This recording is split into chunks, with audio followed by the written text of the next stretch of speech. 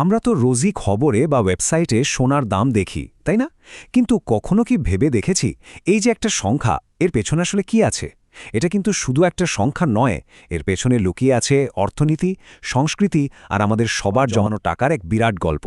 তো চলুন আজ এই সংখ্যার পেছনের আসল গল্পটা খুঁজে বের করি।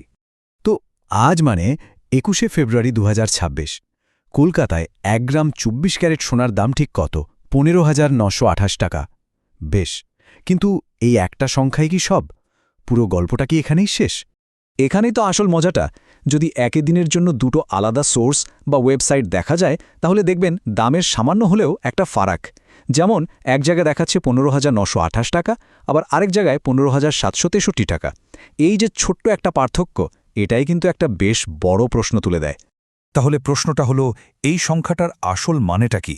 চলুন এবার একটু গভীরে যাই, দেখি এই দামটা কোথা থেকে আসে, আরেকজন ক্রেতা বা ইনভেস্টর হিসেবে এর গুরুত্বটা ঠিক কোথায়।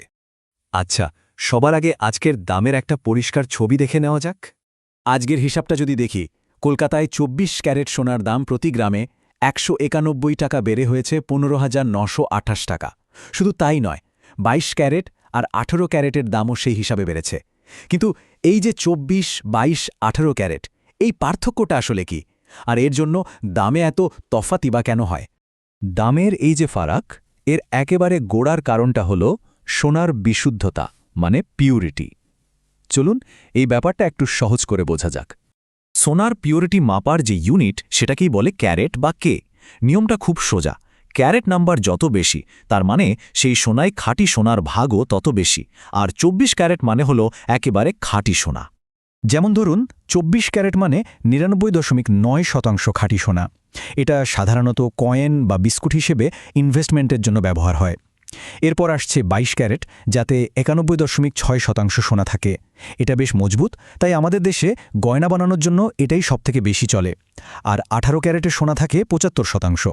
এটা দিয়ে সাধারণত পাথর বসানো বা বিভিন্ন ডিজাইনের গয়না তৈরি করা হয়। এই চারটা দেখলেই ব্যাপারটা কিন্তু একদম জলের মতো পরিষ্কার হয়ে যায়। দেখুন, পিউরিটি কমার সাথে সাথে দামটা কেমন তরতর করে নেমে যাচ্ছে। ২৪ ক্যারেটের দাম যেখানে প্রায় ১৬,০০০ টাকা, সেখানে ১৮ ক্যারেটের দাম নেমে আসছে ১২,০০০-এর নিচে। মানে ক্যারেটের সঙ্গে দামের সম্পর্কটা একদম সোজাসুজি। বেশ, ক্যারেটের ব্যাপারটা তো বোঝা গেল, কিন্তু এই যে দামটা রোজ ওঠানামা করে, এর কারণটা কি? এর পেছনে কিন্তু বেশ কিছু গ্লোবাল আর লোকাল ফ্যাক্টর কাজ করে। দেখুন, অনেকগুলো জিনিস একসাথে কাজ করে। একদিকে যেমন আছে লন্ডনে ঠিক হওয়া আন্তর্জাতিক দাম, মানে স্পট প্রাইস, আর ডলারের সাথে টাকার বিনিময় হার। আবার অন্যদিকে দেশের ভেতরের ব্যাপারগুলোও আছে, যেমন ধরুন ইম্পোর্ট ডিউটি আর জিএসটি, যা দুটো মিলিয়ে প্রায় ১৮.৫%। এর সাথে আবার যোগ হয় আমাদের উৎসব, বিয়ের মরশুমের চাহিদা, এমনকি রিজার্ভ ব্যাংক কখন সোনা কিনছে বা বেচছে, সেটাও দামের ওপর প্রভাব ফেলে। আর এই সব কারণ মিলিয়েই দামটা রোজ রোলার কোস্টারের মতো ওঠানামা করে। খালি গত ১০ দিনের হিসাবটা দেখুন। ১৮ ফেব্রুয়ারি দামটা ছিল ১৫,৪১৯ টাকা, আর আজ সেটাই বেড়ে ১৫,৯২৮ টাকা।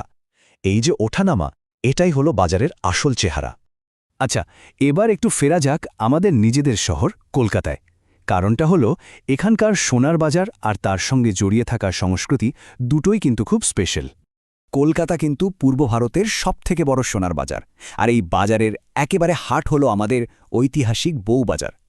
এখানকার ঐতিহ্য, এখানকার কারিগর আর এখানকার চাহিদা, সব মিলিয়ে দামের ওপর একটা আলাদা প্রভাব তো পড়েই। ভাবুন একবার, দুর্গাপূজা বা ধনতেরাসের সময় সোনার চাহিদা কোথায় গিয়ে পৌঁছায়?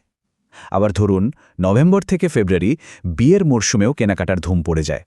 আর শাখাপলা বা ওই যে সরু তারের কাজ, মানে ফিলিগ্রি ডিজাইন, এসব ঐতিহ্যবাহী বাঙালি গয়নার জন্য তো কলকাতার নাম বিশ্বজুড়ে।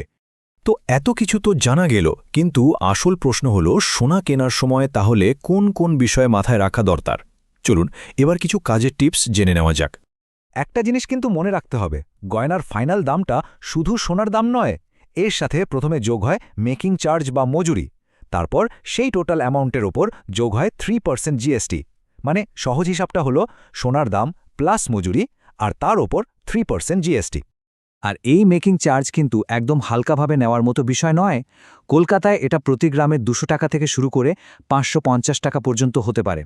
ডিজাইন যত ফাইন হয়, মজুরিও তত বাড়তে থাকে। তাই কেনার আগে এই বিষয়টা নিয়ে পরিষ্কারভাবে জেনে নেওয়াটা খুব জরুরি। তাহলে সোনা কেনার সময় এই চেকলিস্টটা মাথায় রাখলে খুব সুবিধে হবে। 1. সবসময় 6 সংখ্যার HUID নম্বর সহ BIS হলমার্ক দেখে কিনুন। 2. কয়েকটা দোকানে মেকিং চার্জটা তুলনা করে দেখুন। 3.